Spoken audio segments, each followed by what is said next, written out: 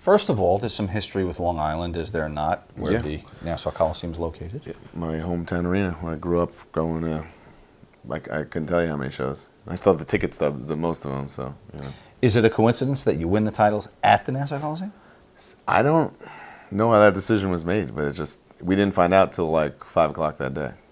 We did the match the night before in a live event in Massachusetts obviously with Miz and Morrison going over. Mm-hmm. And then just kind of as a test run, because those 4-ways can be kind of confusing and weird because they don't really make that much sense. Like, why would you tag someone else? You know? So it's got to be like a misdirection and, you tagged me in the back, what the fuck? You need things like that because it doesn't make sense to be like, I'll just tag Miz and Morrison. I don't want to win the belts. You know, it doesn't make any sense. So I think that's why we had a little like dry run or whatever, and then we weren't told till like 4:30, 5 o'clock that day. And then of course like Zack and I want to do fucking moonsaults down the fucking aisles, but we're just like, we're going over, okay, cool. And you're like, woo! You're trying to keep it in like you don't think it's the coolest fucking thing ever. So it means something to you. Oh, of course. And if anyone says, you're being a mark and belt mark, whatever, they're fucking lying. They're just bitter. Everyone in this business wants to be a champion, whether it's the fucking garage championship wrestling belt or fucking WWE title. It does mean something because it means they're investing in you for that position, and that's important. Where would you rank the match? I thought it was a pretty fun match actually for the, like we said, Hornswoggle's in it. It's not exactly, it's not Tully and Arn against the Rockers by any means, but it's a solid, fun little match. And I think us winning had to surprise some people.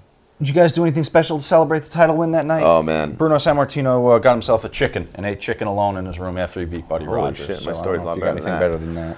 So, since it was my hometown, at the time I was living in me and my high school buddies basically got this frat house. I was living in Long Island, a couple blocks from my parents' house.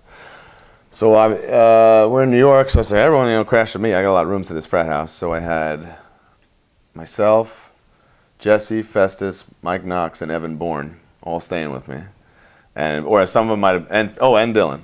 So they all, between my place and my parents' house, I found a room for everybody. So they're there for the weekend. We go do the show. We come back. We go to my local bar, in my hometown bar. I bring the belt out. We got enraged all night long. Close the place down. So much fun. There's pictures of strangers with my belt and stuff. It was surreal to really reflect on it now. Then since we're SmackDown guys, we don't have to go to Raw the next day, so we have a day off. So I'm like, let's fucking do something fun. So I took them to Jones Beach.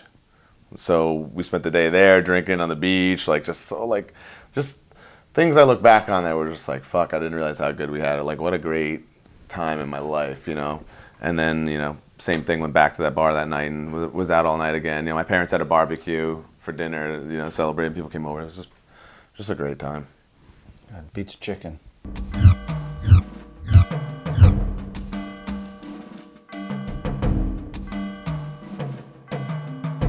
I always loved wrestling those guys because they're so good, so smooth, so easy. Carlito was really over, so it was anytime a guy's over, it makes it so much easier because they're gonna cheer for him no matter what. It makes my job so much easier, and he's just a smooth worker, cool guy. Primo's cool as shit too. We clicked with them right away, so I really enjoyed that. I wish it went on. I wish we ran with them a little bit longer than we did. Are you given any indication when you get a strap of how long the run's going to last? Or is it literally week to week? None. Actually, this particular case, I can tell you the exact story, and this is how, kind of fly-by-night it is. At this time, Carlito, I don't know if you remember this, or I don't think it was ever even on TV. He had his hair in, cornrows, and he was, only doing live events, and he wasn't even on TV almost that whole summer. And then they called up Primo to Raw, and he debuted on Raw. And then they nixed it right away and then brought him to SmackDown, which I don't know what was going on. But I remember 2 weeks before we dropped the belt to him, we come in, we're like, what do we got tonight? They're like, you got a squash match with Jimmy Yang and Kung Funaki or whatever. Mm-hmm. Sweet. Okay, cool. As it happens, they rewrite the show. Oh, now you guys are losing to Primo and Carlito, and they're debuting as a tag team. And we're like, wait a second. How do we just go from winning a squash match to losing a match to a team that's never been on the show before?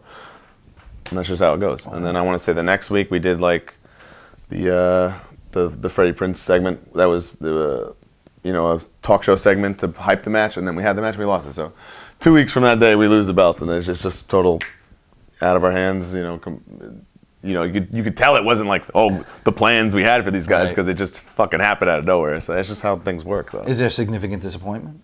Nah, I mean that would be ridiculous to like be all butthurt about it.